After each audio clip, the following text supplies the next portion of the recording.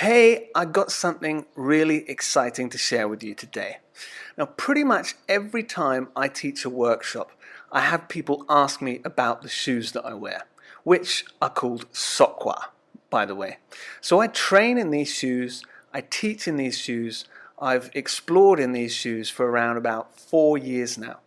And if you train Tai Chi Chuan, you'll know it's pretty difficult to find a good shoe to train in because you need something that's durable, that's going to last, but also something that provides maximum connection to the floor. And that's why I use these shoes called Sockwa. So they use this plastic micro thin 1.2 millimeter thick sole that outperforms rubber. And I know this from experience. The ones that I've got now, I've had for about 2 years. The sole is still in great condition. They use neoprene sides that insulate the foot in hot or cold weather. And what really seals the deal for me is that they almost feel like you're not wearing anything on your feet. I mean, it just feels like a sock with a sole. So they're super, super comfortable. It's like walking barefoot, basically. So like I say, I've taught in these shoes, I've run through jungles in these shoes, I've spied on the beach in these shoes. You can even swim in these things, and you can just throw them in the washing machine whenever you like to get them clean. They're really, really cool. And they're way better than the traditional cotton slippers that most people use for Tai Chi, which just disintegrate after any kind of length of time. So what is cool is I've spoken to David, the CEO of Sockwa, and he is offering listeners of this podcast, and basically anybody who visits my site, warriorstrategy.com, he's offering you guys 20%, okay? That's 20% discount on anything you buy through their store if you click through the ad on my website, which is in the sidebar. So if you want to make use of this 20% discount, you just go to warriorstrategy.com. Have a look in the sidebar for the green Sockwa ad. It's like 2 or 3 rows down in the sidebar. Just click on that Sockwa ad. It will take you through to the Sockwa site, and you're going to get the promotional code which will give you that discount. These shoes are super cool. I'm telling you about them because I've been using them for years and I think they're really cool. So enjoy the discount, guys. Hello there, this is Robin Gamble. Welcome to the Scholar Warrior podcast. Now, the idea of the Scholar Warrior has been around for thousands of years across many great cultures. And the concept is this, that one of the highest achievements in society is to become skilled in the martial arts while also pursuing the scholarly pursuits of painting, poetry, music, philosophy, and more. So it's here that I interview martial artists as well as artists in various fields so that you, the listener, can gain a peek into their techniques, skills, and strategies for success. And so that you, the listener, may gather these gems and apply them on your own path to self-mastery and excellence. Enjoy. So, my guest today is Nick Osipczak. Nick is perhaps best known for his professional MMA fight career in the UFC, and he holds some very impressive performances, including spectacular knockouts and submissions. And in addition, he's never been finished by an opponent, proving that he's incredibly tough and resilient. However, he holds many other talents besides. For example, he was formerly a professional poker player, and today he's a successful artist, published columnist, a prolific coach to some of the UK's top fight talent, and finally, a Tai Chi instructor. I'm sure he's got more skills besides that we'll find out about. So Nick was a member of the Ultimate Fighter TV program, where he had an impressive showing that led to his UFC signing. And he's been a regular sparring partner for some of the biggest names in British MMA, including the current middleweight champion, Michael Bisping. He also set up the New Wave Academy, which has produced a string of successful fighters. And he also sells his art, which he calls sacred geometry, in galleries in London. And one of his current passions is teaching Yang-style Tai Chi Chuan, where he draws on years of experience in numerous other martial arts, both internal and external, as well as yoga and qigong. So, as I was just saying to Nick earlier, the name of this podcast is Scholar Warrior. So to have a guy who literally embodies this ethos at a very high level, having been a professional fighter and also a professional artist, is a real pleasure. So thank you, Nick, for your time, and welcome to the show. Thank you for having me. So we were just chatting about how you're an embodiment of this idea of the scholar warrior, and you said that you came about this idea when you were reading. Is that correct? Right? Yeah, not necessarily came about this idea as a point of inception, but I certainly clearly remember having my mind tickled when I read about how in China there was this phrase, master of the five excellencies, and you can count them in different ways, but generally you're going to be finding martial arts, maybe calligraphy, poetry, medicine. What else could there be? There could be playing an instrument. And the idea was there horse riding as well? That could be one of them, yeah. But the idea is that you're not just reaching the highest level in one discipline, but in multiple, or maybe even five, to distinguish yourself. And then that got me thinking, like, maybe I'm setting my limits too low, and how there must be more to learning, and there must be a better way, a more efficient way of learning, and how by learning multiple things they could all feed into one another and help you develop more holistically. So you've found that in martial arts, you achieved a high level in martial arts. You also found that in painting. Is there any other things that you've dived into? Well, yeah, I mean, it's not for me to say what I got on good at, but it's interesting you mentioned martial arts because, when I started MMA, it was quite early on in the development of the sport. And I quickly realized that by training several different individual disciplines all at the same time, it was indeed fast tracking my learning. And, I've even got this theory that, let's say you train 4 different martial arts simultaneously, I reckon, even though you might be training any one of those 4, let's say a quarter of the time as someone else who's just training that individual discipline 4 times a week, my theory is you can learn it even quicker than they are, because you're getting a better, clearer, fuller picture of what the essence of that martial art is by training around it in other styles as well. Okay. And did you find that to be the case? Did you? Yeah, absolutely. And it's everyone in. That's why all the normal traditional martial artists had to up their game once MMA started becoming popular, because they quickly realised the massive chunks of what they were teaching, how it wasn't actually efficient or effective, and they had to streamline it and get back to what was effective. And similarly, when I went to the internal martial arts, I found the same thing. By moving around, learning from lots of different teachers, and tasting a few of the different styles and different internal martial arts, I was able to fast track my learning of Tai Chi, which is the one I'm most drawn to. Right. Okay. And so, what is it that, when you say you're most drawn to Tai Chi, what is it about the art that appeals to you, or maybe that feels good to you?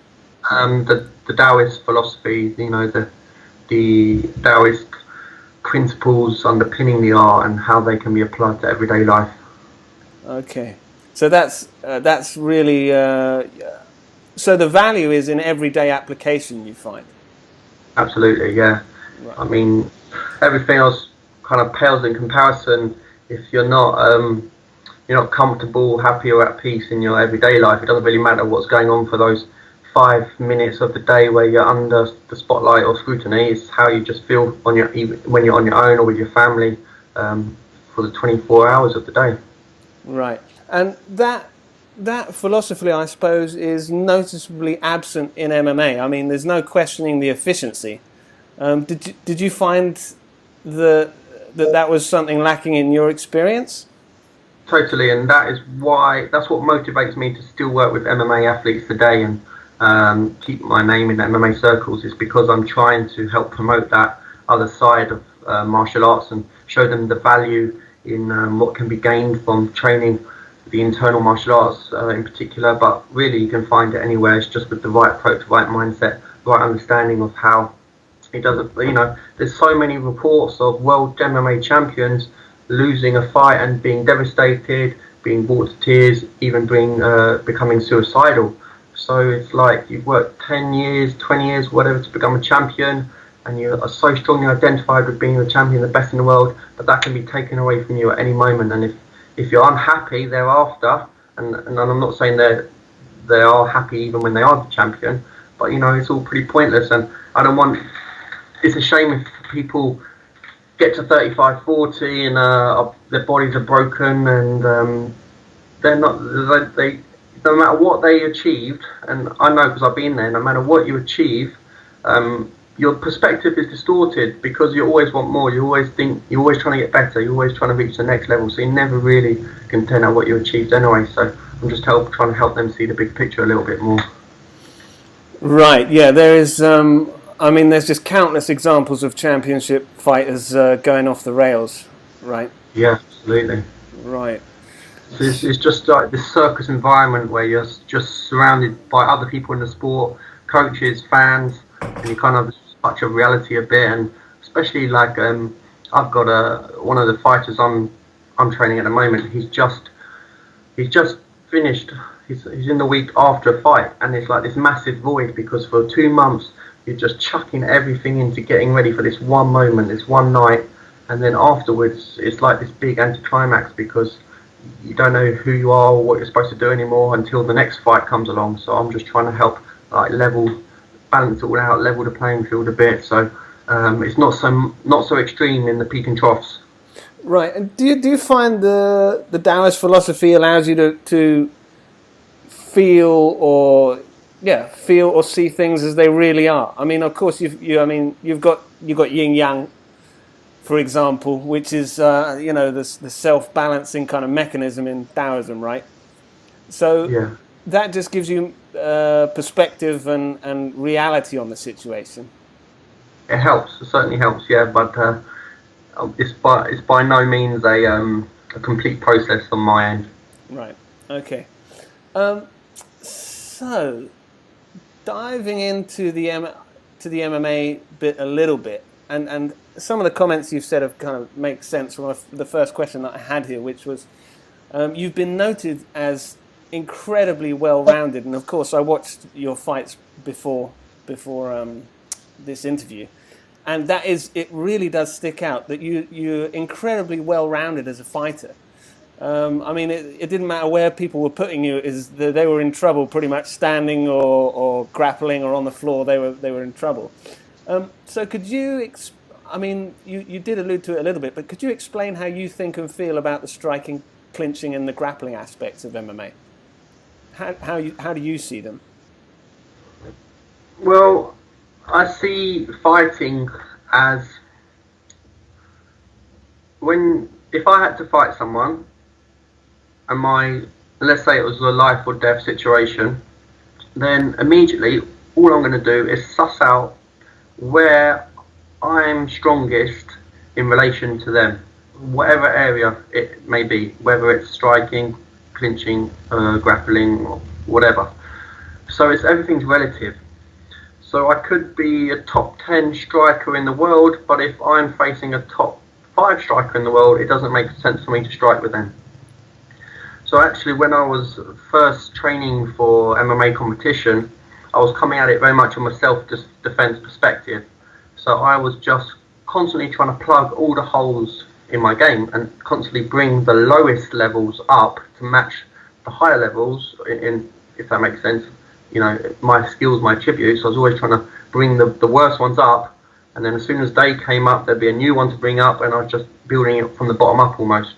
And before long, well, when I was competing, that's how I was going into the fights. That's all I was looking for. I didn't really care how I would win, because I would almost let the opponent choose how I was going to win, because I'd feel where they were least comfortable compared to me in the moment, and I would take the fight there. Very, very Sun Tzu. Very what? Sun Tzu. Oh right, okay, yeah. Oh, well. Which was yeah, which is one of my next questions. But before we get on to Sun Tzu, so what are your thoughts on specializing? Do you see specializing as a weakness, or would you always choose generalizing your skill set?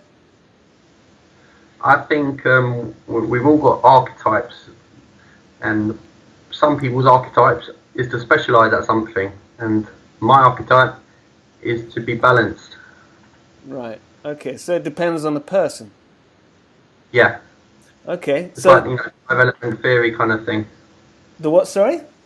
5-element theory. Some Okay. people are like fire, some people are like water. So you gotta develop yourself down your predestined path, if you will. Okay. So I've, as we've mentioned a little bit about Sun Tzu, I've read that you like Sun Tzu, and one of his famous maxims is understand yourself and understand your opponent, and you'll be ever victorious. And strangely enough, that sounds like exactly what you were describing just a moment ago, right? Yeah, totally. So, I was gonna ask about how you went about understanding your weaknesses and addressing them. Was there? I mean, is it a specific process, or is it just obvious? You go and you train and you find out where your weakness is. Yeah, you pit yourself against people from different disciplines, specialists in different disciplines, and you quickly assess how you're doing against each of them.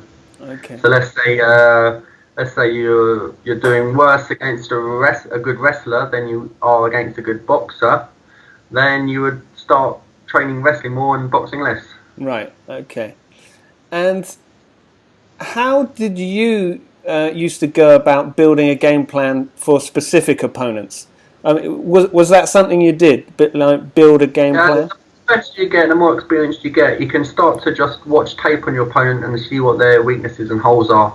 And you look at their record, their whole results over their career, and you start to spot patterns. So maybe someone is super dangerous in the first round and they gas in the third round, or maybe someone is most dangerous off their back, so you don't play that, don't enter their guard, you don't play their game, and so on. Right.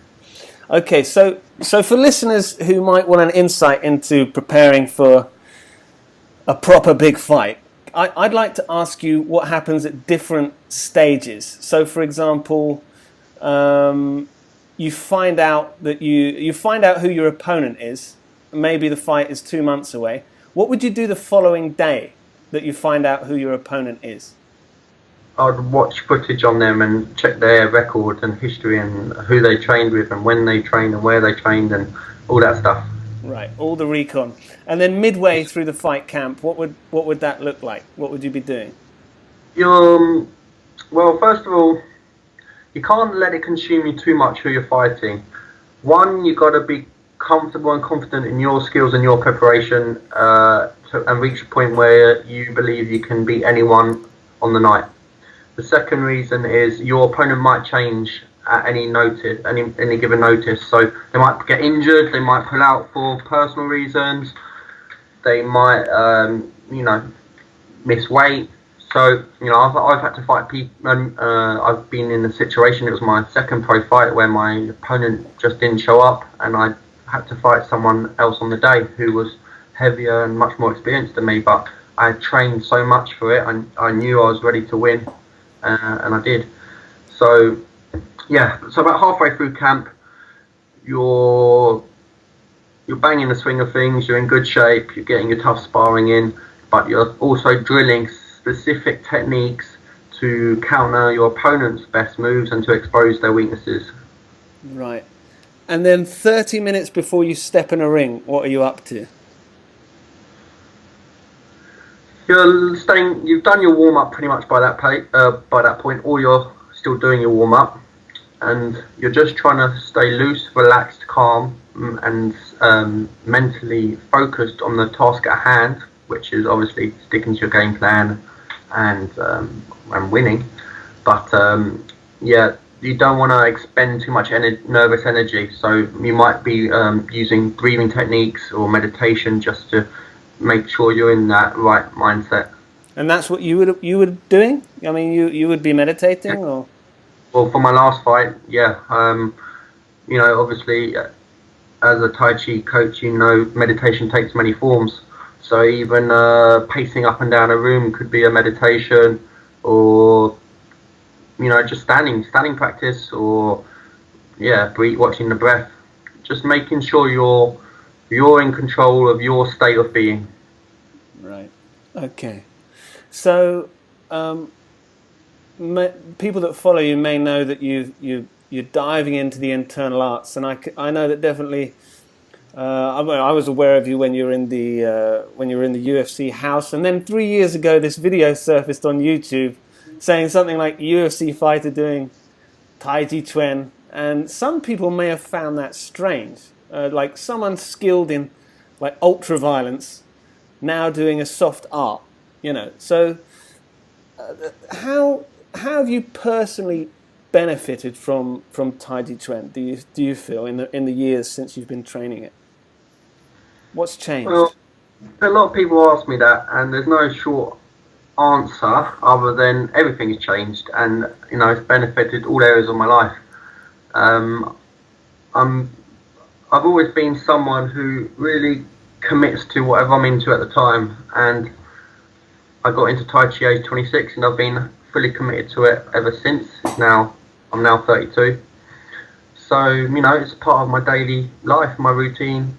I teach it, I train it, and as we mentioned already, it's the philosophical underpinnings which help shape my other choices and decisions I have to make on a moment-to-moment basis.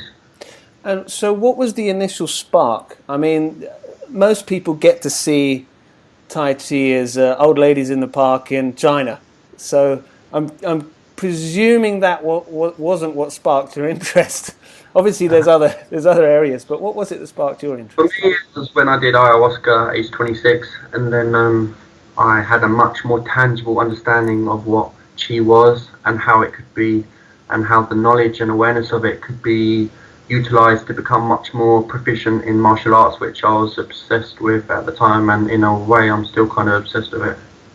So, for listeners that don't know what ayahuasca is, It's a ancient Amazonian shamanic ritual or ceremony where you drink a special brew made from the bark of a sacred tree, and then it's kind of given as both a medicine and as like this coming of age for young boys or men. Well, as a transition from boyhood to manhood, I suppose, in some cultures. And yeah, not much more can be said after that point. So somehow it gets over to the UK, and but from what I understand, it's still, and I don't understand that much about the topic, but from what I do understand, it's still important to go through the ritual aspect. Is that correct? Absolutely. Yeah, for sure. I mean, you're basically entering the spirit world when you are under the influence, and you want to be with a shaman, and a shaman is someone who's a guide of the spirit world. That's their archetype, that's what they're here to do. They're experienced with those realms, and they can help make the journey a smooth one. So if it's not done in this way with a shaman, what happens? I mean, I guess it cheapens the experience. Yeah, I mean, I've not done it without a shaman, and I wouldn't want to either.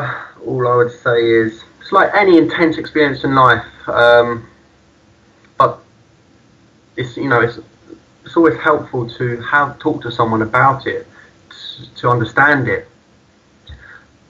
But when you're under ayahuasca, the trip can last like up to 4 hours, so it's a long time to spend out of your comfort zone, and I do mean out of your comfort zone. Right. Okay. So I'm fairly sure if people, that to whoever's listening, this is a pretty interesting topic, because here we've got, a guy who's doing incredible things in MMA. You experience ayahuasca, and it obviously has a life-changing effect. And I'm guessing you'd heard of Qi, or what's vital energy, basically, that flows through the body. You probably heard about it before that experience, but something happened that made it tangible, or? Yeah, I'd read a book on the internal martial arts a few years before, and I remember thinking to myself that there's definitely some truth in this book, because why would someone just write a whole book which contained many anecdotes and just make the whole thing up? That made no sense to me. And the way I've lived my life and the way I've experienced things, I've always known there is just a lot more out there, and that is possible than what we're brought up, almost taught to believe. And so even before the ayahuasca experience, I was already someone who thought for myself rather than just blindly digesting whatever I was told. So I was almost primed for this moment, this experience. The other thing is, when you're participating in something like ayahuasca, a big thing about it is the more you can go with it, the more you'll get out of it. And the thing which stops people going with it is fear. And my martial arts training had prepared me to not only move towards my fear and overcome my fear, but be calm and composed under pressure, or, you know, in unfamiliar situations and surroundings. I'm good at staying centered and not panicking. So I got a lot out of this experience, I think, because of my martial arts training. There's as you're talking, there's two things that kind of come to mind. So you'd read about qi, you thought there might be something to it. You have this ayahuasca experience, and you sense qi, or you experience it in some way. Is that correct?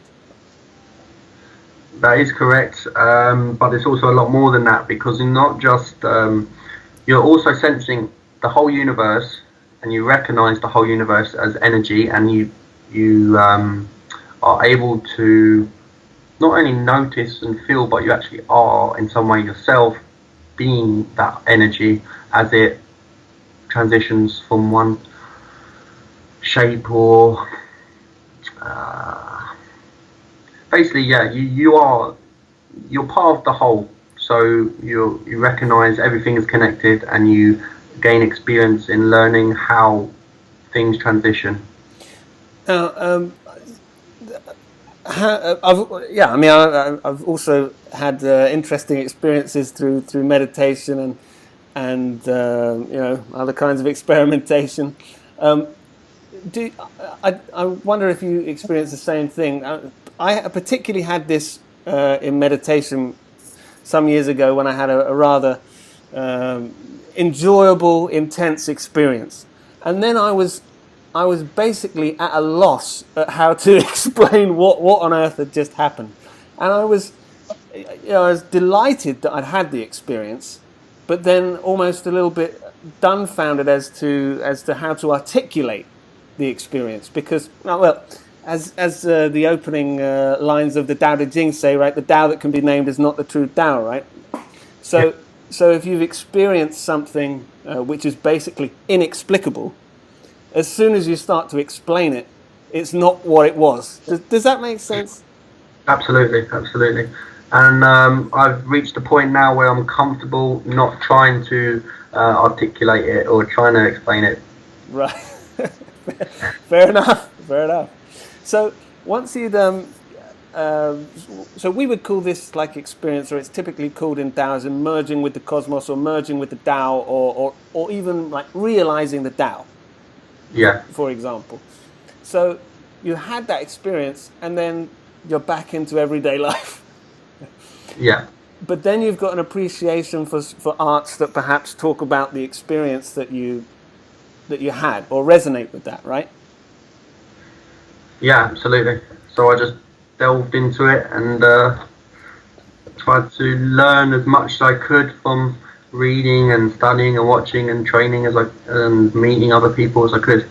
So you walked into a Tai Chi class and said, "Hi, I'm here to try out your Tai Chi." Is that how it went?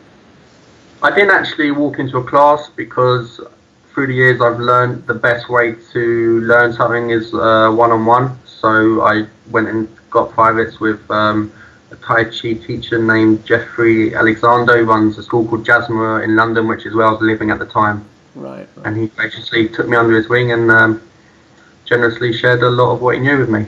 Okay, beautiful, beautiful. So before we jump into the topic of your art, there is one thing that you mentioned when you were going through the experience, that you tend to remain calm under pressure. And that, again, is one thing that really is clear watching you fight. I mean, you just seem clinical. I mean, it doesn't matter almost what the stakes are. And then I also remembered that, is it correct that you're a professional poker player?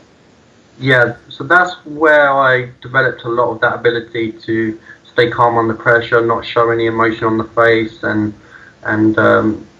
try to make the right calculations in the right moment at the right time, no matter what was going on externally.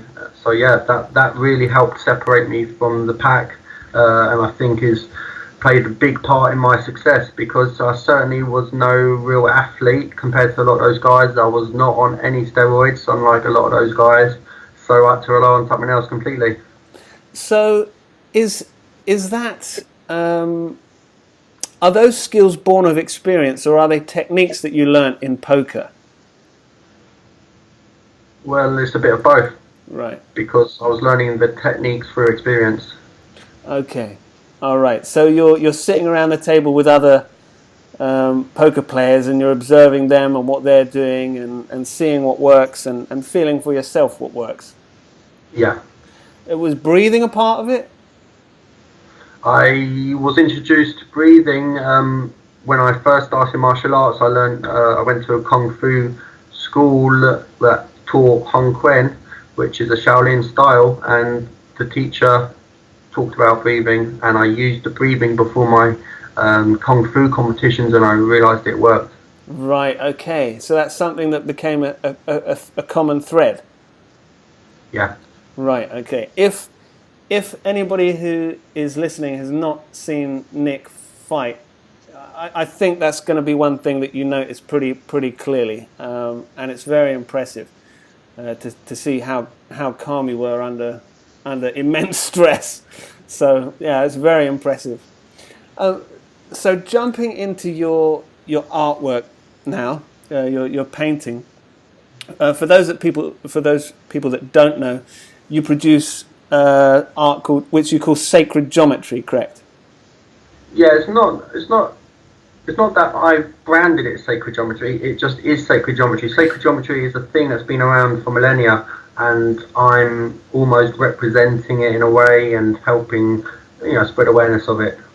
So where does that come from? I mean, some of the stuff that I've seen, your stuff looks very aesthetically pleasing. I mean, it's satisfying to look at. Some of it reminds me of almost of Tibetan design or something.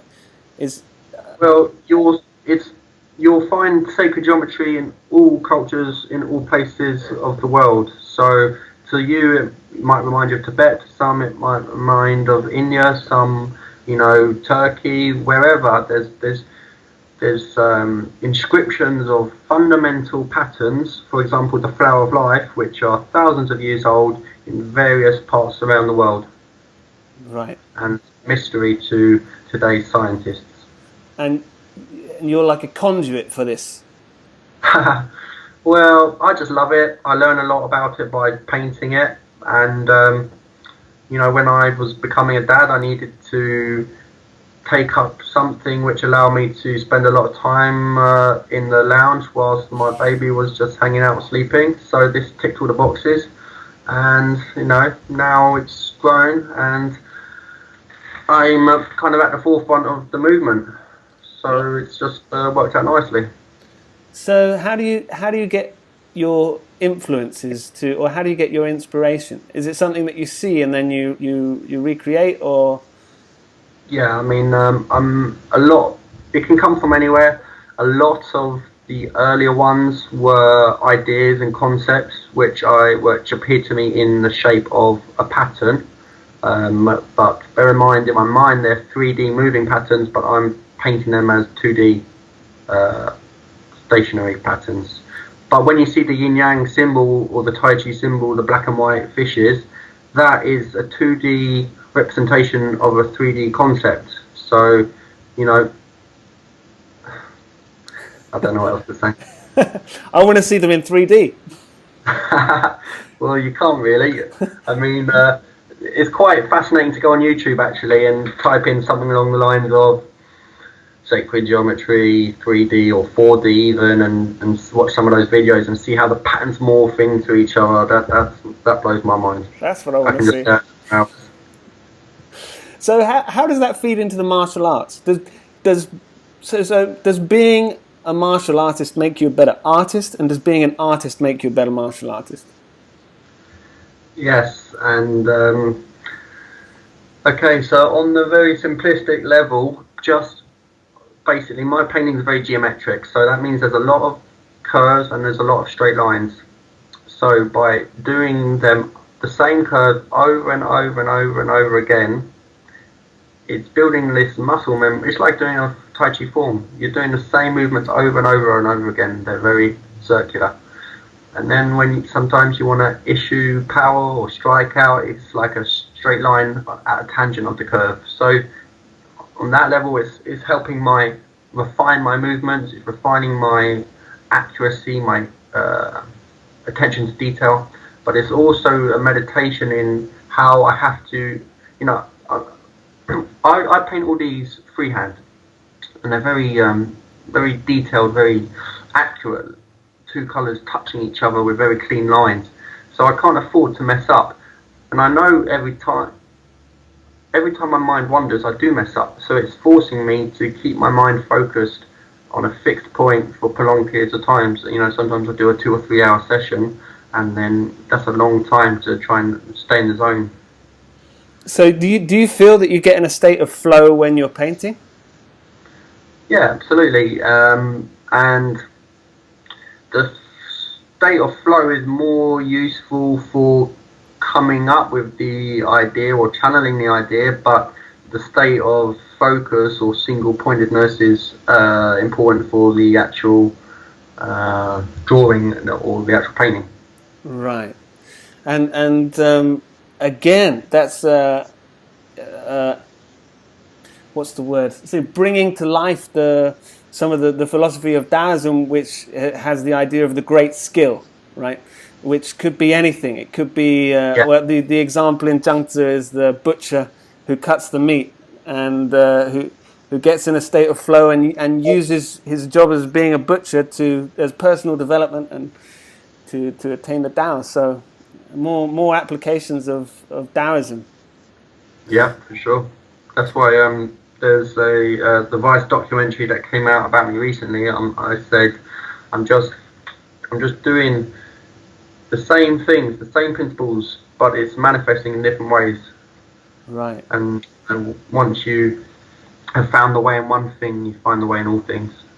So you're looking forward to? Is there any other kind of endeavor that is on the horizon for you at the moment that you feel you might also find the way in? And that is teaching kids classes, so I'm very excited. I'm calling it Superhero Academy because my 3-year-old is so obsessed with superheroes. I knew if the other kids are just 1% as into them as he is, it's going to be a success, and already I've got 50 people signed up before even the first class. So yeah, I'm really excited about that new project. So this is a kids martial arts class? Well, yes, I'm not actually calling it a martial arts class. I'm just calling it Superheroes Academy. But obviously, I'll be slipping in all the Taoist principles subtly. That's brilliant. I have a feeling that your skill under pressure is going to it's going to be tested with anything over 10 kids. God, I picked my 2 kids up from their play group, and there was 10 kids in there, and that was definitely testing my calmness under pressure. So you're gonna good luck with that one. Okay, so I just want to ask you a few questions that perhaps listeners can take your skill and maybe apply it in their own lives. So for example, if someone's listening, what would you what would you say are the main benefits of competition? So that could be competing in anything. What would you... It's having a goal to work towards. It's having feedback and understanding that losing is part of growth, and it's how you deal with it that's important, not the fact that you lost. That's not important. It's the fact that you adapt and keep moving forwards. Okay, beautiful. What is one change that internal martial artists could make to improve their performance? Internal. They should spar with some MMA people or experts at other disciplines. Right. Jump out their comfort zone and go and do some sparring. Yeah. What is one change?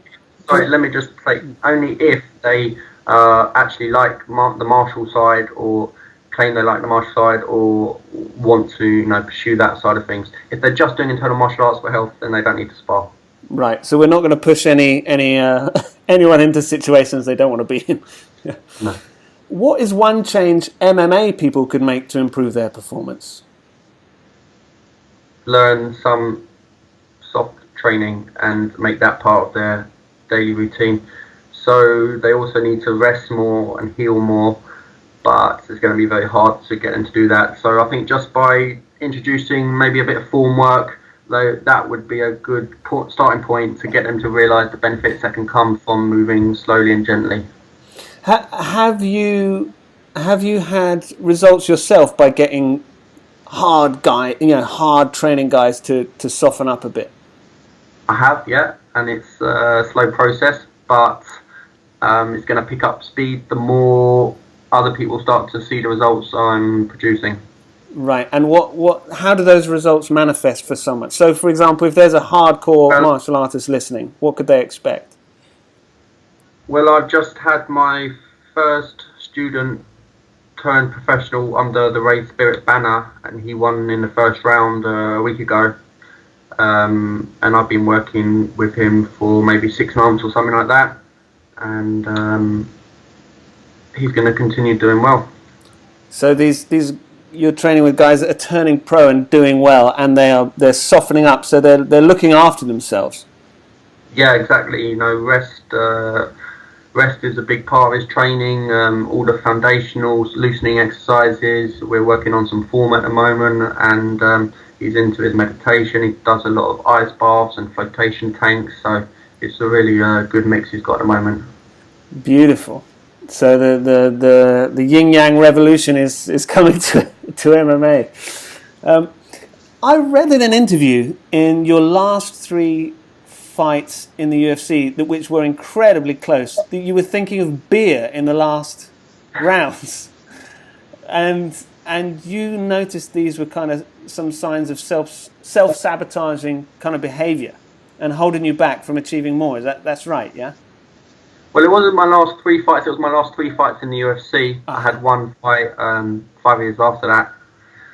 And yeah, I had lost the desire to compete at that point. I was motivated only because I enjoyed the lifestyle around the fight night, i.e. being able to just train as part of my job. But I never actually enjoyed the fighting, and I was trying to motivate myself however I could, which basically at that point was just was financial. At that age I was drinking a lot, so I did at one point in one of the fights, I think, find my mind drifting to just getting drunk afterwards, and in hindsight as a way of escaping the whole situation. Right. So that was a real telling sign for me. So that it's not what I should be doing anymore. Would you have any suggestions for others who may be wrestling with some kind of self-sabotaging behaviour, behaviour that kind of keeps on manifesting as soon as they look like they're near a point of growing or making progress? Yeah, it's find out what it is you don't enjoy doing, but you're tricking yourself into thinking you have to keep doing it, and don't do it anymore and change the whole situation up. That simple? Yeah, that simple. Okay. Take a leap of faith. Take a leap of faith. How has martial arts impacted your performance as a husband and a father? I'm pretty strict, and I expect a lot from my kids, but I also expect a lot from myself. But on the plus side, I do have a lot. I've got 2 boys. I have a lot of physical interaction with them. They're pretty fearless, and I can't make a comment on how good I am as a partner. Okay, fair enough. Okay, bonus questions. I'm just going to fire these at you, and well, I mean, they tend to be quick fire questions, but sometimes they end up taking longer to answer than the regular questions. So no pressure if they take a while. What is something you're not very good at? I'll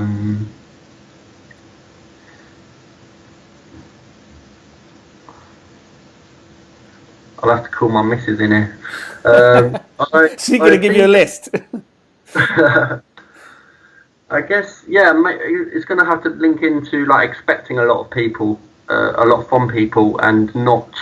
So let's say, we were talking about people changing a situation if they're not actually happy in it. Yeah.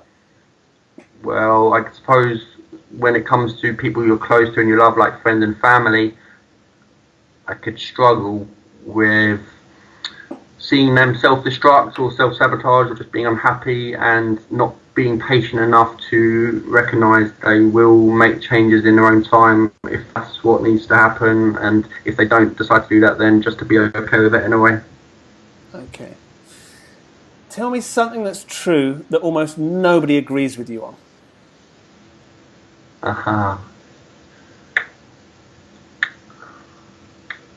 Maybe it will come up later. Sure thing. The other questions might jog something and I'll answer it. I'm struggling with that. No worries. I haven't got anything. I've got loads of things, but... but I'm putting you on the spot.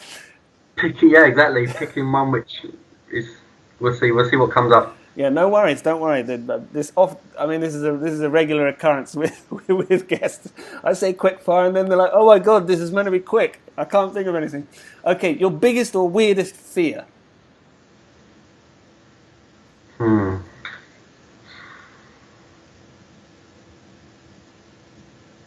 I guess the big fear is like a family or friend member suffering and finding out I could have done something differently to ease that. Yeah. Okay, you can have 3 people living or dead to dinner. Who do you choose? They can be living or dead. I'd like to select some of the great emperors or dynasty leaders from various parts of the world from, let's say, 1,000 or 2,000 years ago. So someone like the Yellow Emperor? Yeah. So that's one. I'm not going to name them individually, but you get the idea of, someone from that kind of period, and yeah, they were like a king or an emperor, and maybe like Genghis Khan, Yellow Emperor, something like that. Exactly. People like that. Okay, good. And last one, don't worry.